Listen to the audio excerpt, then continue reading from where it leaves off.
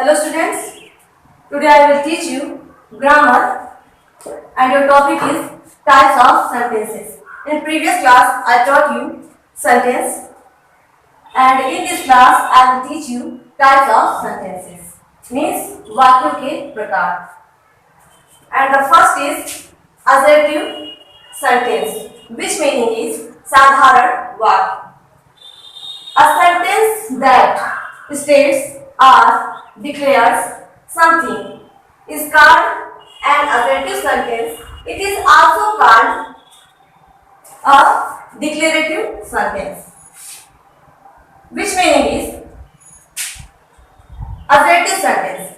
Assertive sentence assert verb से बना हुआ है जिसका मतलब होता है दृढ़तापूर्वक या फिर बलपूर्वक.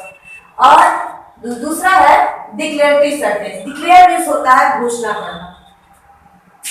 तो कहने का मतलब ये है कि एक वाक्य जब किसी बात को या किसी भी चीज को बलपूर्वक या फिर दृढ़तापूर्वक कहता है या फिर किसी बात को या किसी वाक्य की घोषणा करता है तो वह वाक्य असर्टिव सेंटेंस कहलाता है या फिर डिक्लेरेटिव सेंटेंस कहलाता है.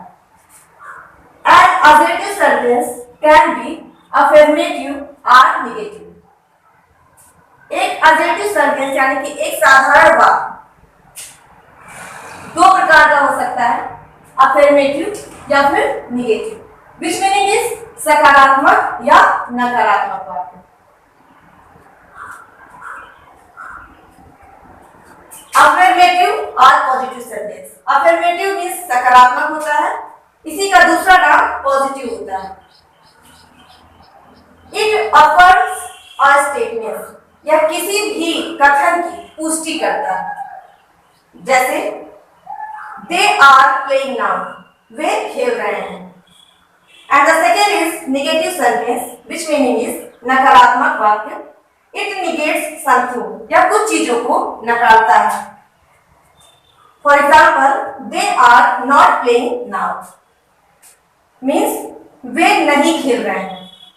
यहाँ पर नॉट शब्द लिखा हुआ है जिससे यह निगेटिव पता चलता है. तो कहने का मतलब यह है कि ये वाक्य आपका निगेटिव है और यह कुछ चीजों को नकारता है.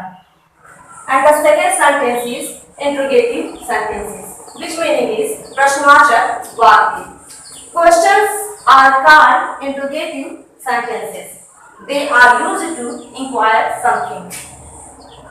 प्रश्नों को ही प्रश्नवाचक वाक्य कहा जाता है और इनका यूज यानी कि इनका उपयोग पूछताछ यानी कुछ चीजों को पूछताछ के लिए किया जाता है. जैसे कि अगर कोई वाक्य है और वो प्रश्न उसमें प्रश्न आता है यानी क्या कब कहाँ कैसे क्यों, तो ऐसे जो वाक्य होते हैं वो इंट्रोगेटिव सेंटेंसेस यानी कि प्रश्नवाचक वाक्य कहलाते हैं. They are used to inquire something, किसी चीज की पूछताछ करने के लिए होते हैं. कहने का मतलब ये होता है कि इंट्रोगेटिव सेंटेंस इंक्वायरी बेस्ड होता है यानी पूछताछ पे आधारित होता है. For example did she come which meaning क्या वह आई. And the second example is when did she come, वह कब आई. तो ये दोनों सेंटेंस जो आपके हैं वो इंट्रोगेटिव सेंटेंस हैं. इंट्रोगेटिव सेंटेंस की पहचान आप इंट्रोगेशन मार्क से भी कर सकते हैं. यानी ये जो मार्क है यह आपको इंट्रोगेटिव सेंटेंस की पहचान कराता है. Questions can be of two types. प्रश्नवाचक दो प्रकार के हो सकते हैं. The first is yes no type questions and the second is WH type questions.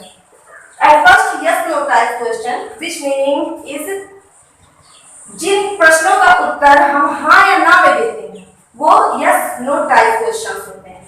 And WH type question यानी कि ऐसे वाक्य जो प्रश्नवाचक शब्दों से शुरू होते हैं जैसे what, where, when, why, etc.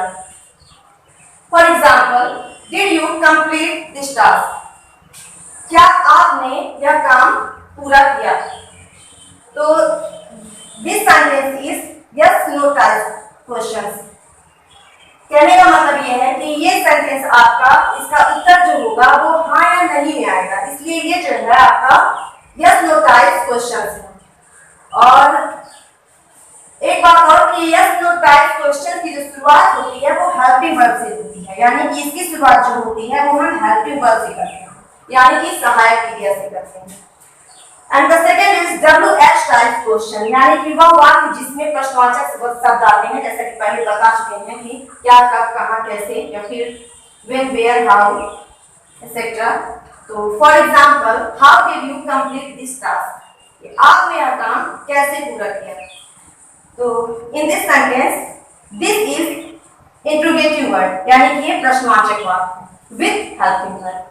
दोनों में एक बात है कि जब हम यस नो टाइप क्वेश्चंस करते हैं तो उसकी शुरुआत सिर्फ हम हेल्पिंग वर्ब से करते हैं, यानी कि सहायक क्रिया से करते हैं। लेकिन जब हम WH टाइप क्वेश्चंस में आते हैं तो हम इंट्रोगेटिव वर्ड तो यूज करेंगे ही, उसके साथ हमें उस सेंटेंस के अकॉर्डिंग जो है हेल्पिंग वर्ड का भी यूज करना पड़ेगा।